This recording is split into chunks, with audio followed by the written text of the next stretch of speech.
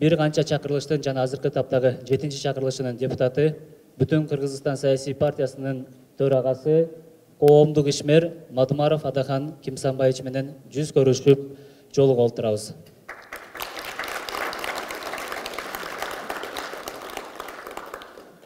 Бул жолугушууда сиздер менен өлкөнүн өзөгү, келечек ээлери жаштар аттуу темада кеп кылмакчыбыз. Акылдын өбөгү билим, жөлөгү тажрыйба демекчи, биз жаштар Мадумаров Адахан Кимсанбаевичтин акыл насаатын, билим тажрыйбасын алуу максатында бул жерге чогулуп отурабыз. Анда эмесе сахнага Бүтүн Кыргызстан саясий партиясынын төрагасы Адахан Кимсанбаевич Мадумаровду тосолобуз. Biz бардык нерсени ачык айтып, так айтып, ошонун үстүнө иштешибиз керек. Ансыз биз оңолбойбуз. Ансыз биз алга жылбайбыз. Урматтуу жигиттер, кыздар, анчамча эжекелер да бар окшойт, агайлар да бар окшойт. Ошол демилге сиздерден чыкты. Жолугушалы дедиңиздер. Мен ушул 6-чы күндөрүндө жок дегенде жөн эле койсокпу деген ишим да бар эле. Бирок жаштар суранып аткандан кийин деп макул дедик. Ошол жаштардан сурадым. Чындап эле мындай бир жан дүйнөсү менен күйүп жолугушалы деген азаматтар барбы же жөн эле ушундай бир зеригип бекер жатаканада жатканча барып келели деп атасыңарбы дегендей суроо салсам, чындыгында жолуккубуз келип атат деген жигиттер, кыздар көп дегенден улам. Менин көңүлүмө көп туура келбей турган болсо дагы келүүгө туура келди. Ансыз да жогорку кеңештин ушул шайлоочулар менен иштөө деген жумалыгыбызга туура келип калды. Ошондуктан бүгүн сиздер менен жолугушуп отурабыз. Убакытты үнөмдөө максатында сиздерден жооптуу суроолор келген болсо, мен ошол суроолорго гана жооп берсем кандай болот? Мен Кыргызстандын келечеги, азыркы абалы жөнүндө десеңиздер 2 саат, 3 саат сүйлөсөм да токтобойт. Андан көрө сиздер эмнени уккуңуздар келет менден? Кандай суроолор сиздерди кызыктырат? Ошол боюнча суроолорду берсеңиздер, так ачык жооп алып кетсеңиздер. Менимче сиздерге да, бизге да ошол пайдалуу болот. Кандай дейсиздер? Ошентип баштайлыбы? Анда алгачкы суроодон баштайлы. Доллардын ордуна юаньды дүйнөлүк валюта болоруна ишенесизби? Пайдасы менен зыяны барбы? Рахмат дейт. Доллардын ордуна юаньдын болушуна эгерде БРИКС өлкөлөрүн билесиздерби?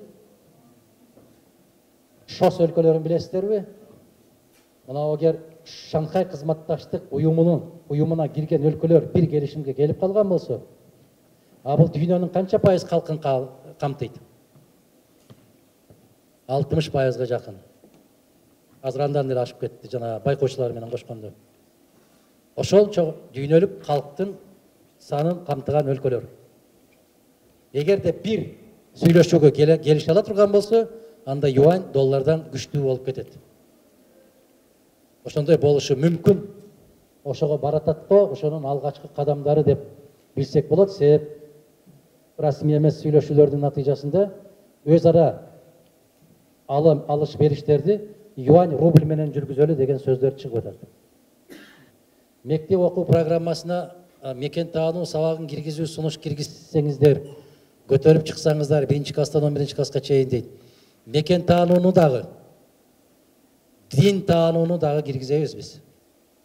Биз убада берген нерсенин бүтүндөй баарынан жараткандын жардамы менен үстүнөн чыгып келатабыз.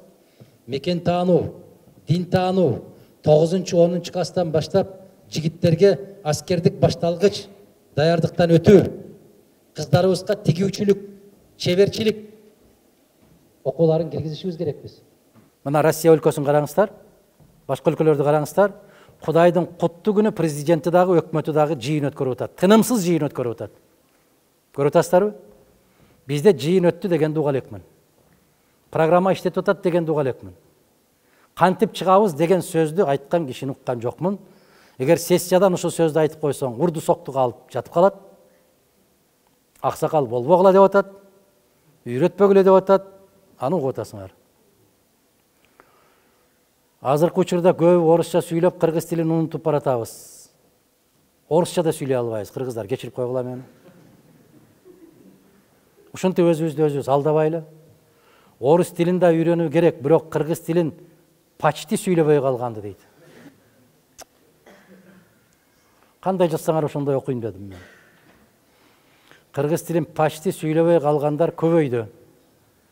Кыргызстандагы университет, колледж жана мамлекеттеги сабактарды, мектептеги сабактарды кыргыз тилине которсо болобу? Албетте орус тилин дагы үйрөнүү керек. Үйрөнүү деген эки үй менен жазылыш керек да. Бирок аны кошумча катары үйрөнсөк жакшы болот эле дейт. Менин максатым ушул. Кыргыз жигиттери, кыздары биринчи кыргыз тилинде ушундай куш сайрагандай сайрап, орус тилин дагы, керекпи түрк тилин дагы, керекпи кытай тилин, англис тилин, немис тилин, өзбек тилин, казак тилин өздөштүрүп алсаңыздар, өзүңүздөргө пайда. Анын пайдасын өзүңүздөрдөн башка бир киши көрбөйт. Анан аны милдет катары көрбөгүлө.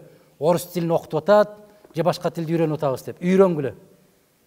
Бирок ким болсоң ошол бол, кыргыз тилинде түш жоргандай болушуң керек. Сүйлөө же сүйлөм куроо эрежелерин так сакташыбыз керек.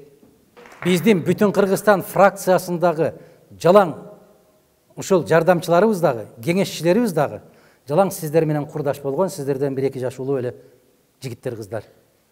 Мен ошолорду чоң академия сабагынан өткөргүм келет.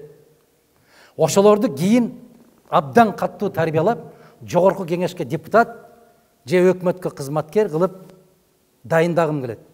Мен ошолорду кандай десем бир тегирменден тирик чыга турган, бүтүн чыга турган кылып тарбиялагым келет.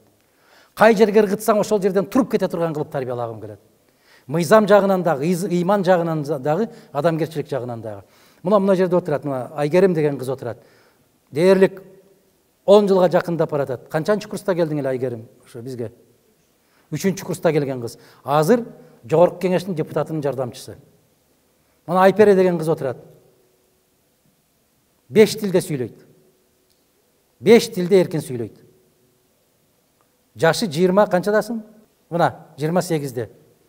Айгерим 27-десиңби, 26-дасың? Мына. Мына жерде Азамат деген жигит отурат. Кана? Мына Азамат деген жигит. Канчадасың?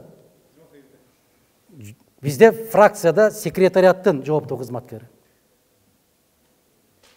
Акталаадан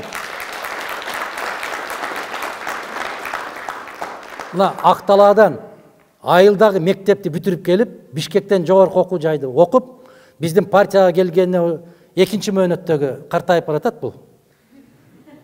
2-чи мөөнөттөгү туруктуулугу менен, бир сөздү бекем тургандыгы менен айырмаланат.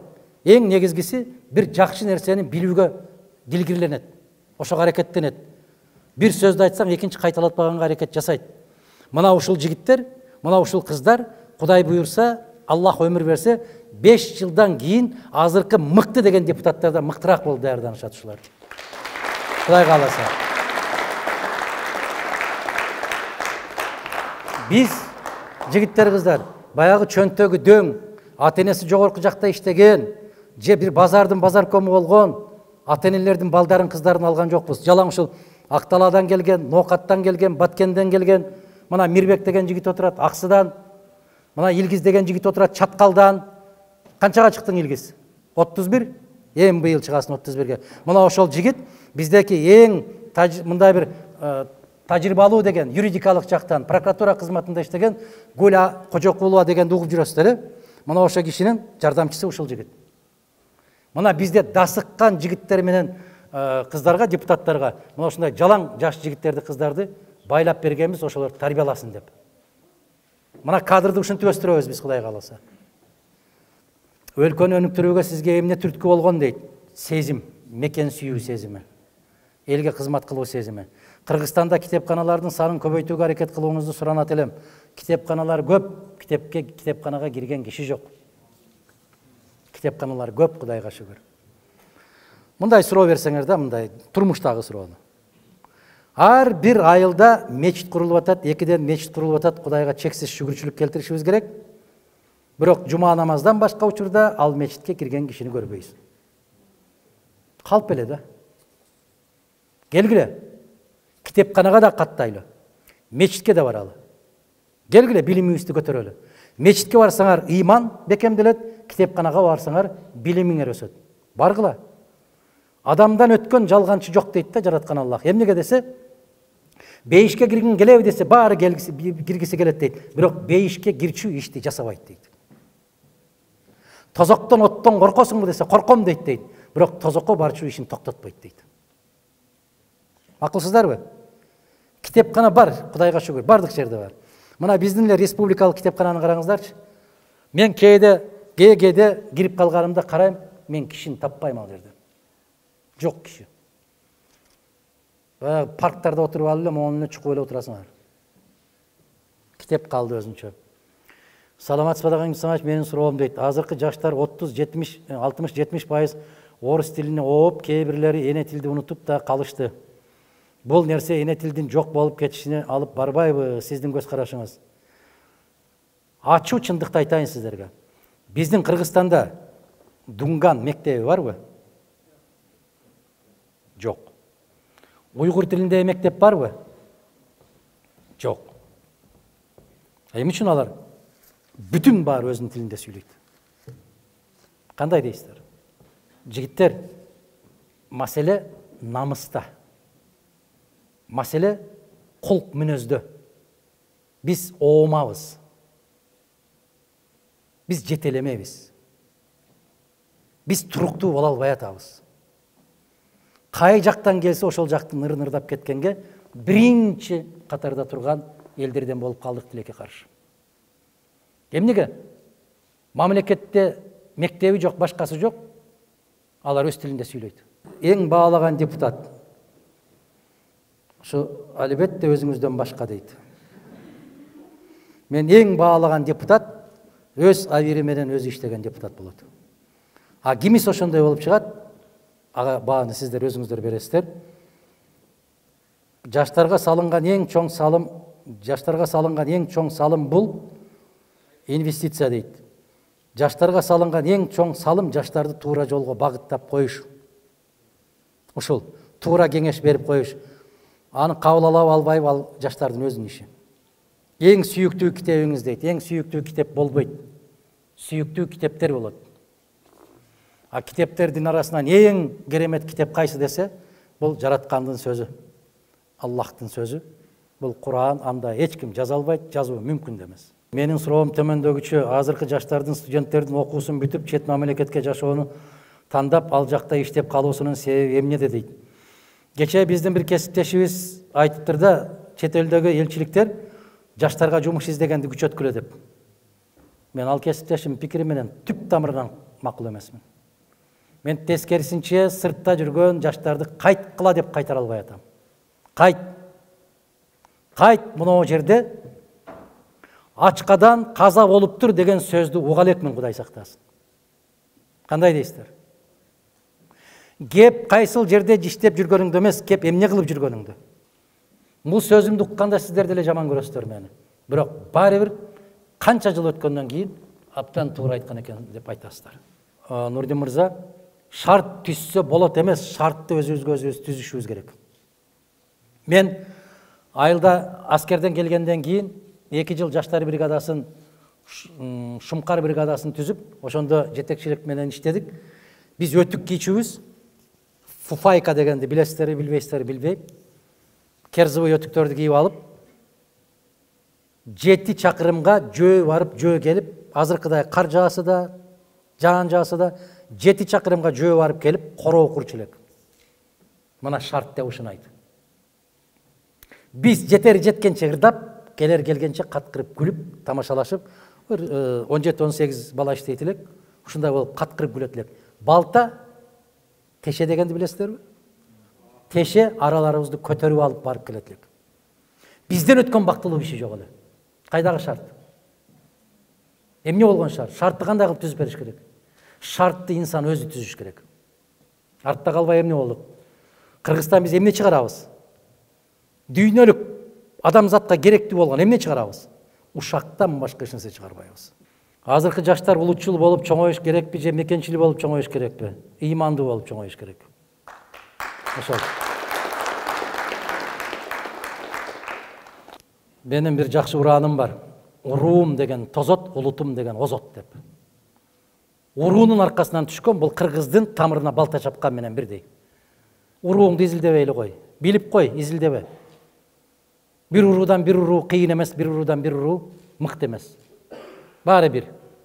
Чукуп келсең эки ой тең сабатсыз. Биз эгер кыйын экенибизди белгилей турган болсок, улутту көтөргөнүбүздү билишибиз керек. Биздин айылыбыздын кулуну, биздин районубуздун кулуну курук сөз, куру намыс. Ошо кулун колунда бар үчүн кулун болуп атат, бийлиги бар үчүн кулун болуп атат. Ошол кулунду бирөөлөр байлап койгон болсо, ошол уруу келип бошотуп коеюн дебей атат го. Кесибим экономика жана менеджмент өтө чоң тандоонун астында турам. Биринчи мамлекеттик ишкер, экинчиси жеке ишкер. Кайсынысын сунуштайт элеңиз дейт. Рахмат. Кайсы жерде элге, журтка, өзүңүзгө рахат алып келем деген болсоңуз, ошол жерде иштеңиз. Ар бир адам жумушка баратканда мойнундан байлаган иттей болуп барбай, кубанып барыш керек. Ошо жумушунан рахат алыш керек. Кыйышпас кан досуңуз барбы, чыныгы дос кандай болушу керек. Мен мындан 22 жыл, азыр 23 жылга кетип баратат башта, Вечерний Бишкек деген гезитке интервью берген экенмин. Жаш күйүп турган депутат катарында айткан экенмин. Менде дос жок. Мен орусча бергенмин аны. У меня нет друзей. Я одинокий волк деп. Ушундай бергенмин.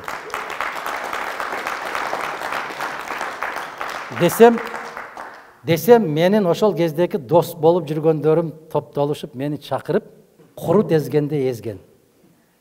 Ошондо биз кимбиз? Эмне деп бергениң бул сенин? Мен ошондо айттым эле, достор, силер пикирлешсиңер азыр. Муну ол бурумдан кийин кимиңер каласыңар, калбайсыңар, мен билбейм.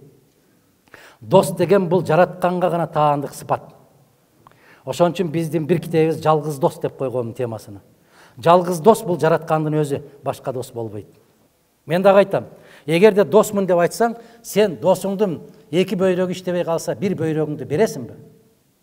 Досуңа эмес, бир тууганыңа да бербей атасың. Бөйрөгүңдү эмес, карыз сурап келсе бербей атасың.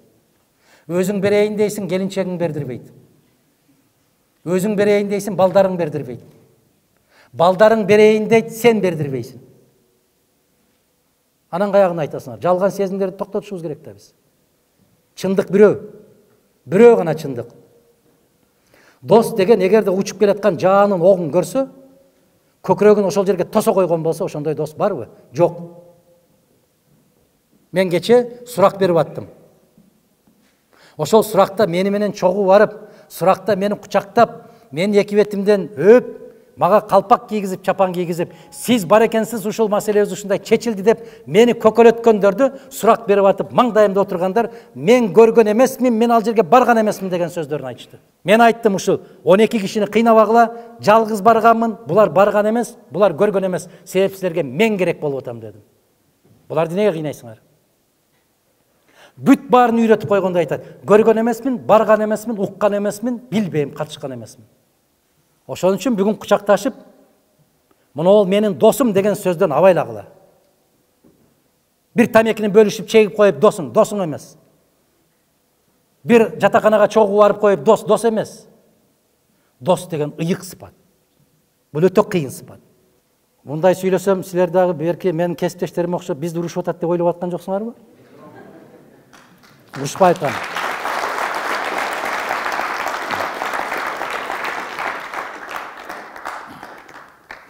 Мүнөзү ушундай экен, ушундай сүйлөй алат экенбиз, себеп ичиңден кайнап чыккан сөз жөн мындай күлүп отуруп чыкпайт экен да. Оргуштап чыгат бул. Азыркы учурда болуп жаткан кризистен биз Россияны колдоп, биздин экономикабыз төмөндөп кетүү коркунучунда турат. Бул болсо жаштар үчүн көптөгөн өлкөлөргө чыгууга бөгөт коюлууда. Ушуга кандай карайсыз, эмне кылуу керек? Кыргызстанда калуу керек, Кыргызстанда оокат кылыш керек. Бөтөн жака чыгарылбай калганга мүмкүнчүлүктөр кыскарган сайын мен кубанып атам, чын ичинде.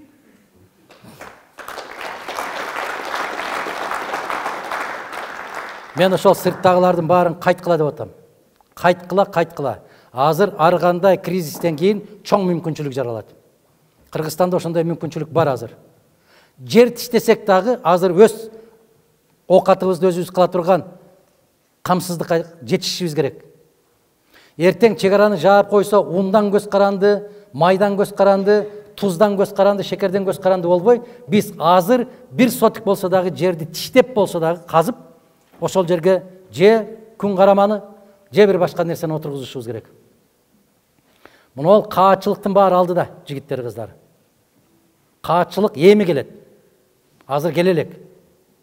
Азыр анча-мынча кампадагы иштер иштеп атат. Эми келет каатчылык, Кудай сактасын. Ошондуктан үйгө кайт дагы, бир сотик жерди дагы бош калтырбастан, дагы бир жолу айтам, тырмак менен тырмап болсо дагы бирдеме отургузушубуз керек. Эртең бир тууганга бир нан бербей кала турган заман келиши мүмкүн. Кудай сактасын. Биз билебиз, бизди жараткан Алла Таалам жаратты. Бирок бизди тарыхта маймылдан жаралганбыз деп окутат. Ошол билим берүү программасын алмаштырса болобу? Ал билим берүү программасын эмес, ошону окутуп аткан кишинин мээсин алмаштырыш керек.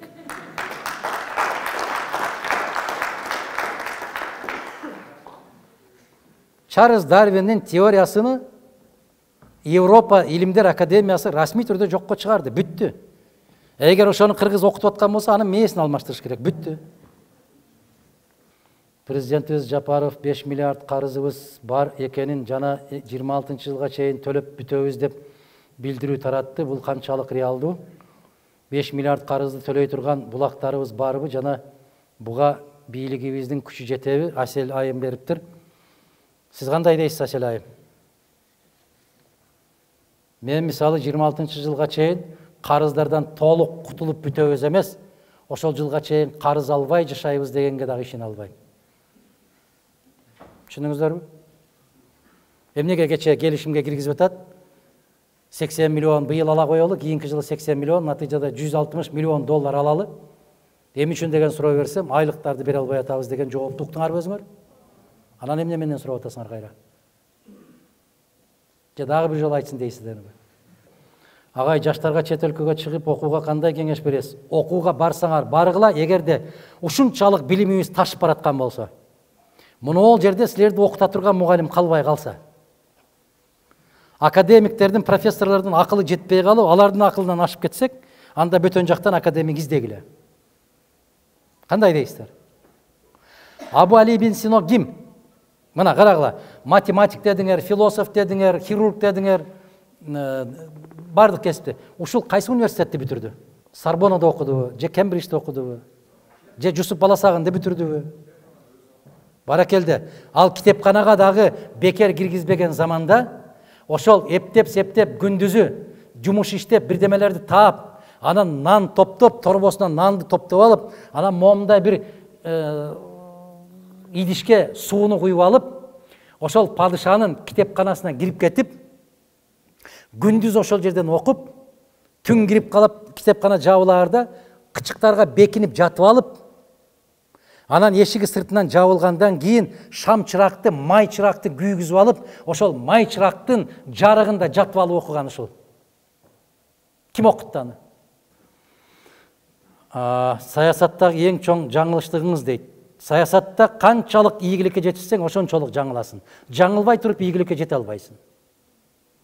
Бирөөгө ашыкча ишенип коесуң. Бирөөгө сүйөнүп коесуң, карасаң жаныңда эч ким жок болуп калат. Жалгыз каласың. Көпчүлүк учурда ушундай болосуң. Адамга ишенесиң, көп жаңыласың. Ишеним өзү негизги. Бүтүндөй жаңылыштыктын бардыгынын башаты ишенимден башталат. Туура эмес ишеним пайда болгон жерде. Саясатка канча жаштан киришип баштагансыз дейт. Сизге таасир берген китеп дейт. Саясатка мектептен баштап киришкенмин. Класском болгондон баштап киришесиң да.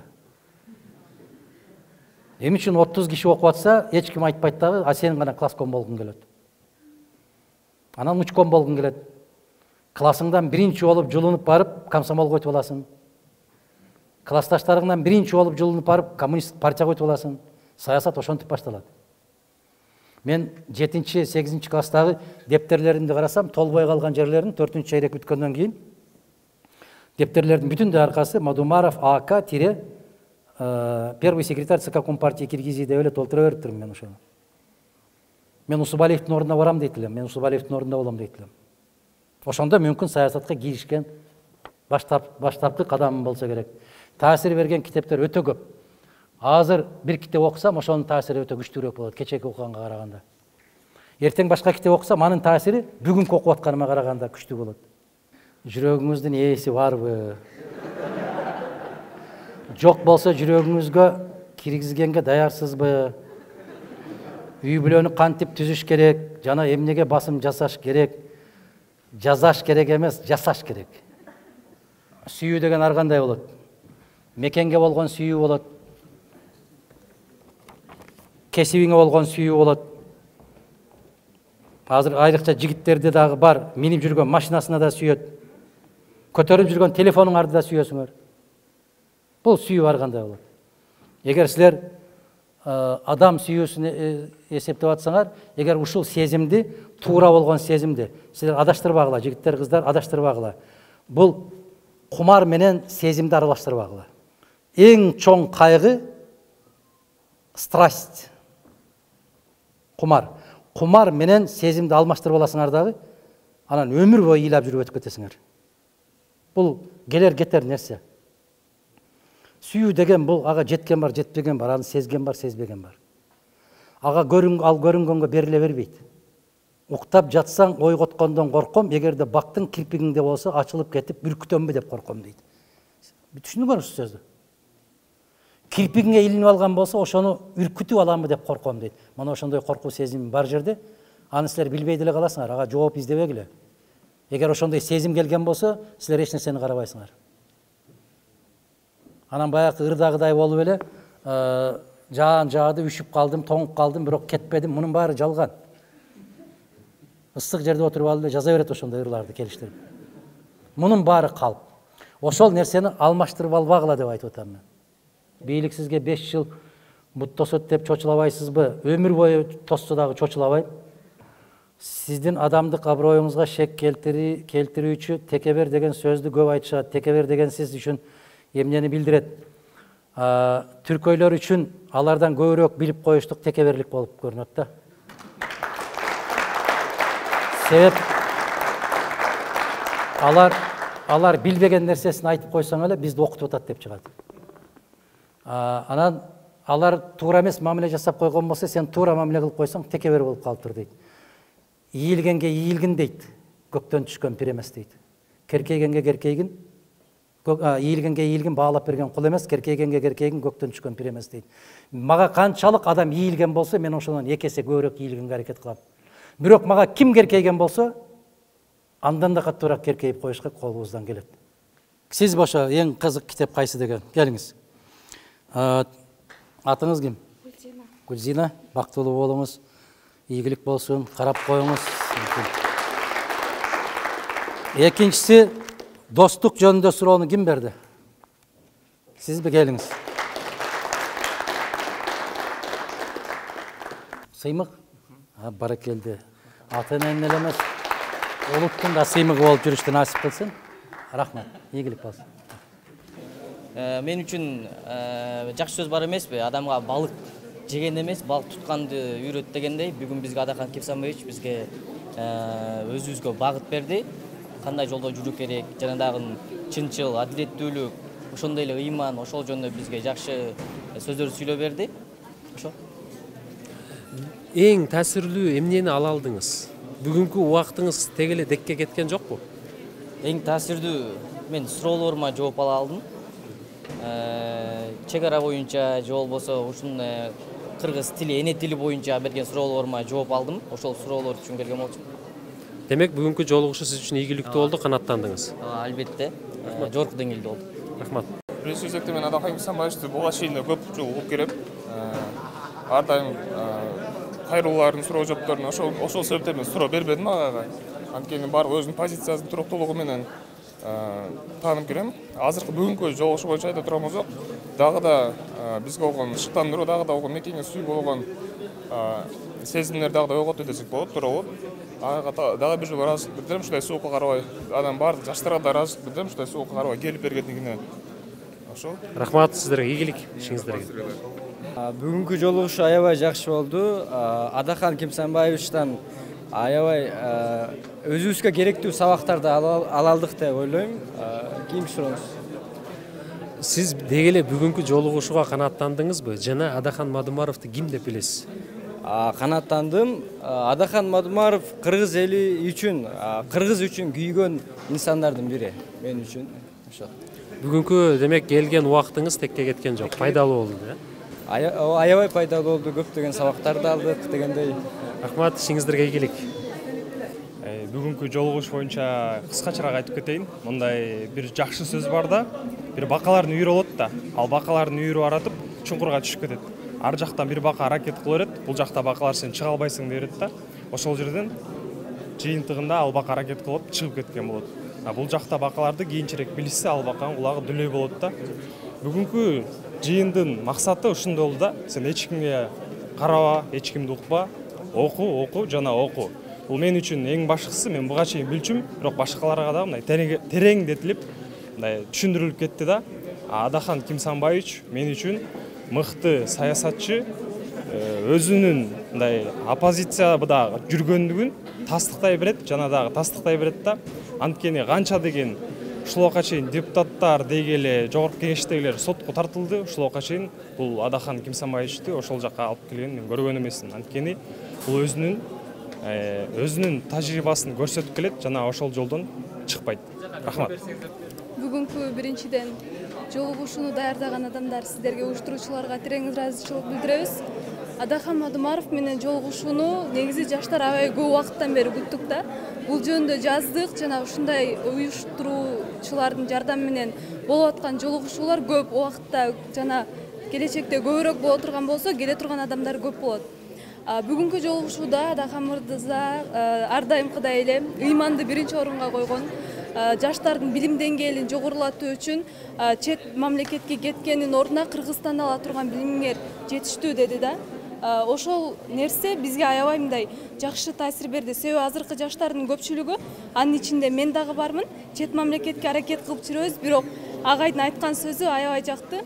Кыргызстандагы академик профессорлордун билиминен силердин билимиңер ашып ташып атса, билим ала турган, бере турган адам таппай калсаңар, баргыла деди да. Мындай деңгээл эч качан болбойт. Ошон үчүн Адахан мырзанын акылына, анын берген кеңештерине аябай ыраазычылык. Ушундай убактысын бөлүп келген үчүн. Андан кийин мигранттар боюнча дагы аябай жакшы сөз сүйлөдү. Көпчүлүк азыр шылтоо деп айтса бул туура болот. Чет мамлекетте келбей жүргөндөрдүн себеби жумуш жок, барсак дейт. Жумуш, бул Кыргызстанда жумуш ордун кура турган адам бизбиз да. Биз кетсек, алар ал жакта туруп алып, жумуш орду жок десе, ким курат ал жумуш ордун?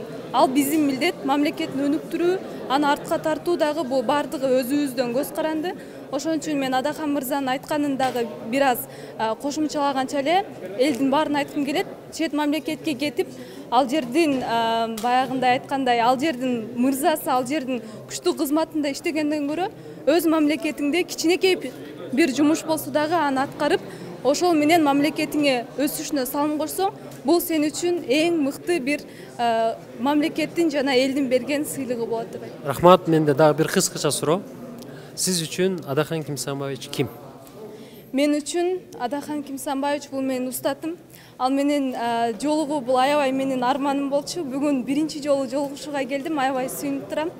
Анын жазган, айткан ар бир ою, аны көргөндө ал сага устат сыяктуу болот да. Мен айтам, ал мага жеке келип бизге сабак бербесе дагы, анын ошо видеолорун көрүп, ал жөнүндө жазган китептерди окуу менен, анын бизге берген кеңешин окуп, китептери көп берет, могуларды окугула депчи. Ошолорду окуу менен биз өзүбүздү дагы ошол Адахан Кимсанбаевичтин шакирттерибиз деп айтканга аябай сыймыктанам. Ошентип айткым да келет.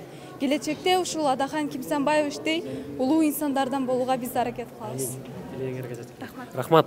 Адахан Кимсанбаевич көп жылдан бери ошол саясатта, мисалы саясатта оппозицияда сыртта жүрдү да, бийликте же болбосо ошол парламентте жүрбөдү. Парламентте 5-чи микрофон, Дүйшөн агай, жанагы дагы бир сөз чыкты, Көкжал Карышкыр деген. Ошого ошкон нерселери эл өзү көтөрүп, өзү чыгып атат. Бул албетте карапайым элдин сөзү. Буга толугу менен биз кошулабыз. Рахмат пикириңизге. Ийгилик. Негизи Адахан Мадумаровдун жолугушуусун 3-4 күн мурун уккам. аябай күттім, күндөрдү санап отуруп. Бүгүнкү жолугушууга келдим. Бүгүнкү жолугушууда мен көп нерсени күткөм. Алардын баары орундалды. Мисалы үчүн мына чыныгы дос жөнүндө мен суроо бердим агайга. Ал чыныгы дос кандай болот? Кайышпас дос деген кандай болушулар жөнүндө баарын айтып берди. Ички политика, сырткы политика жөнүндө айтты. Мекендештир чет жакта жүргөн, убактылуу иштеп жүргөн мигранттар жөнүндө айтты. Ар кандай маселелерди азыркы жаштар жөнүндө айтты. Алардын баарын азыр мен угуп ынандым агайдын сөзүнө. Кыскача суроо, сен үчүн Адахан Кимсанбаевич ким? Адахан Кимсанбаевич мен үчүн бул мыкты политик, кыргыздын чыгаан уулу десек болот. Мен мисалы үчүн бул убакытка чейин 6-чакырылыштын депутаттары мен политика эме мисалы үчүн 3-4 күндөрү жолугушат, ошосун мен көрбөйт элем да. Бүтүн Кыргызстан келгенден бери мен качандан бери политикага өзүм кызыгам. Бүтүн Кыргызстан келгенден бери мен калтырбай көрөм да. Агайдын ар бир сөздөрү чындыгы жакшы сөздөрдүн айтат да. Чындыгы сөздөрүн айтып ушундай чындыгы кыргыздын уулу десек болот. Рахмат пикириңизге, ишиңизге ийгилик, окууңуздарга ийгилик. Мен өзүм ошо ойлонуп калам, ошол жылдан кийин чет жака барып окусамбы депчи. Ошо оюман кайттым десем болот. Ушу мен оюман кайтканга ошондо агай түрткү болду десем болот. Ошо ойлонуп койдум да, ошо Кыргызстанда эле окуп иштесе болот турбайбы депчи. Биздин эле Кыргызстанда канчадаган элдер, мисалы агайларыбыз ошол жерде окуган турбайбы деп ойлонуп койдум да. Ошо мен деле ошо Кыргызстанда эле окууну чечтим кайрадан. Ушундан улайым сизге бир суроо, кыскача. Сиз үчүн Адахан Кимсанбаевич ким? Адахан агай мен устасым десем да болуп калды окшойт. Мен ушул чет жакка окуума каршы болуп, мен ушул биякта окуума түрткү болгон адам. Мен үчүн эң мыкты адам десем болот. Рахмат пикириңизге, окууңузга ийгилик.